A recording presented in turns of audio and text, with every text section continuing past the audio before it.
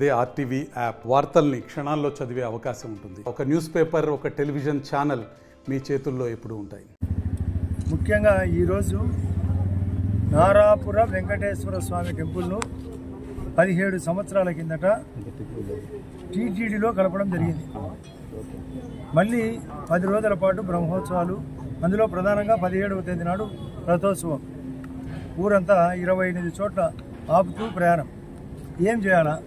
Police పరంగా అయితే ఎట్లా, మున్సిపాలిటీ పరంగా ఎట్లా, ఆ రోజు కరెంటు ఇబ్బంది లేకుండా చేయాలా, కానీ కరెంటు ప్రాబ్లం రాకుండా చూడాలా, తాగునీరు ప్రాబ్లం రాకూడదు, వసతులు ప్రాబ్లం రాకూడదు, శుభ్రతగా ఉండాలా, అందరి సహాయ సహకారాలు ఉండాలని ఒక గ్రూప్ మీటింగ్ ఏర్పాటు చేసి అన్నీ నోట్ చేసుకున్నాం.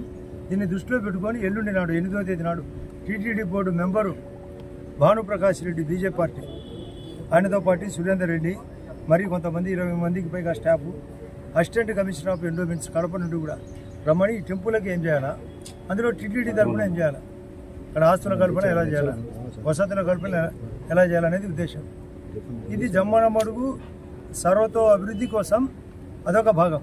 అదే కాకుండా చర్చిలు, మసీదులు కూడా ఏం చేయాలనేది కూడా ఒక అంశం. కూడా దీన్ని కూడా ప్రోత్సహించడమే. అన్ని మతాలు ఒకటే, అందరినీ సమాన మతంగా చూడాలా. ఇక్కడ ఒక మతానికి ఇంపార్టెంట్, మరొక మతం ఇంపార్టెంట్ అనేది లేదు కూడా. ఇది మాది 3 పార్టీల కలయిక, అన్ని మతాల కలయిక, ధర్మ సిద్ధాంతం పాటించే పార్టీ. గౌరవ ప్రధానమంత్రి గారు 2వ తేదీ నాడు, అంటే 4 దినాల కిందట అమరావతికి వచ్చినప్పుడు ఏం చేసేది స్పష్టంగా చెప్పినాం.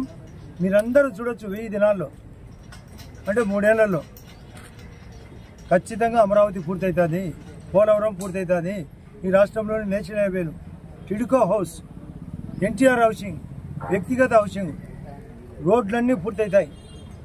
జలజీవన్ మిషన్, అమృత పథకం ద్వారా నీళ్ళ ఏర్పాటు, కరెంటు ఉత్పత్తి కూడా పెరగబోతుంది. మనకు ఈ దేశంలో 5 లక్షల యూనిట్లు లేదో చెక్ చేసుకోవచ్చు. అదే కాకుండా నీ పోరుది కూడా ముందుగానే చెప్పిన నీ పోరు మాటలు కూడా, మీ అన్న దుర్యోధనుడు, మీ అన్న దుర్యోధనుడు, ఆయన సైన్యం కౌరవులు, మమ్మల్ని కాదు అనాల్సింది. ఆ దుర్యోధనుని, ఆ కౌరవ సైన్యాన్ని పార్టీ పోతుంది, దానికి వేరు పురుగు పట్టింది. అంత చెట్టుకు ఊరికే డెడ్గుడు మాది తగులుకున్నారు, అందరు పోతారు.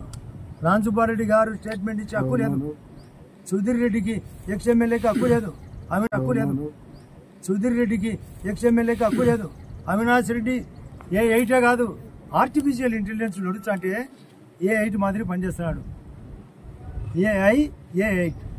ఏ8 అంటే ఆర్టిఫిషియల్ ఇంటెలిజెన్స్, ఏ8 అంటే అక్యూజ్డ్ 8. ఇది చూసి దానికి దగ్గరగా ఉంటుంది. ఈ ఏఐ పక్కన పెట్టి ఏ8 నీ సావు, నువ్వు సచ్చానావు, నువ్వు బయటపడు, మీ అన్నదే, మీ ముద్ద అందరూ మొత్తం మీ స్టాఫ్ అంతా ఐఏఎస్లు ఐపీఎస్లు పోతూ పోతూ రాచపేనుగా అందరినీ దొరకపోతుంది. రాంసుబ్బారెడ్డి ఎందుకు, సుధీర్ ఎందుకు, అవినాష్ ఎందుకు? ఈ రాష్ట్రం సుభిక్షంగా ఉండాలంటే ఇలా వై పోవాల్సిందే. మా 3 పార్టీల కలయిక పగడబందిగా పరిగెత్తారు. మరిన్ని వీడియోస్ కోసం ఛానల్ ని సబ్స్క్రైబ్ చేయండి, లేటెస్ట్ అప్డేట్స్ కోసం వాట్సాప్ ఛానల్ ని ఫాలో చేయండి, అండ్ లింక్ డిస్క్రిప్షన్ లో ఉంది.